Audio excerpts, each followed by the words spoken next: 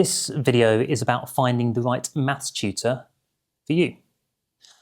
The first thing I would suggest before your search for a tutor is to think about why you want a tutor. Perhaps you're aiming to get a top grade.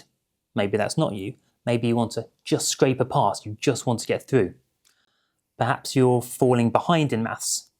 Maths make you anxious, and maybe you just need a confidence booster. One tutor might be brilliant for one thing, but not the best choice for another. So think about what you need and think about what kind of tutor might suit those needs. If you are really shooting for the stars, then you might want a tutor who tutors up to an advanced level of mathematics. If you are just looking for someone to improve your confidence in maths, maybe you want someone who's friendly, someone you can communicate with nice and easily. My second tip would be to make use of the trial lesson.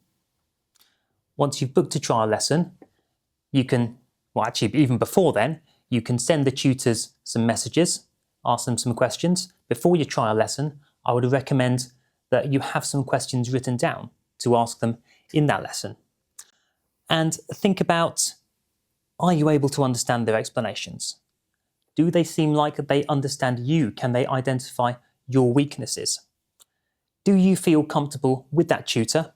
And the most important thing, by the end of the lesson, are you better at that topic than you were at the start of it?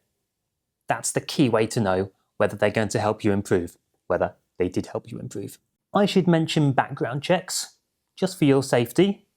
Now, I'm not saying you couldn't find a perfectly good tutor on whichever social media platform you like to use, but let's be honest, there are some strange parts of the internet. The internet's a very dark and mysterious place.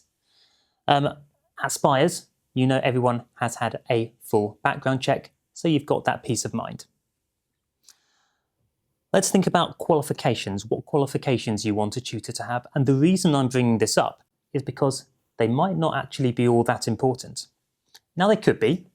If you are, let's say, aiming to get into medicine and you need to get that A or A star grade in your A level, well, that's quite an advanced level of maths. So you want your tutor to also have taught to an advanced level and to have studied to an advanced level themselves. That might not be you. Maybe you are aiming to get a grade 5 in your GCSE. Now, if that's the case, your tutor doesn't have to have a PhD. They don't need to have worked for NASA. No offense, they're still going to know more than you. They're going to know enough to get you through your GCSE, and they might be a much better fit if they're able to understand the kind of problems that you are having. They may be able to build your confidence much better.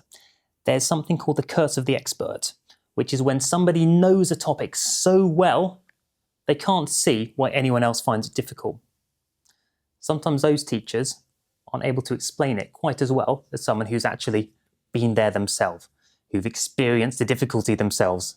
They'll be able to help you better, potentially. Find what suits you there. The final thing I'm going to say is, once you've chosen a tutor, you're not committed to them. You can change at any point. If it's not working out, try a different one. And then if that one doesn't work out, maybe you could go back. There's no commitment here. So just do what works for you and feel free to change if needed.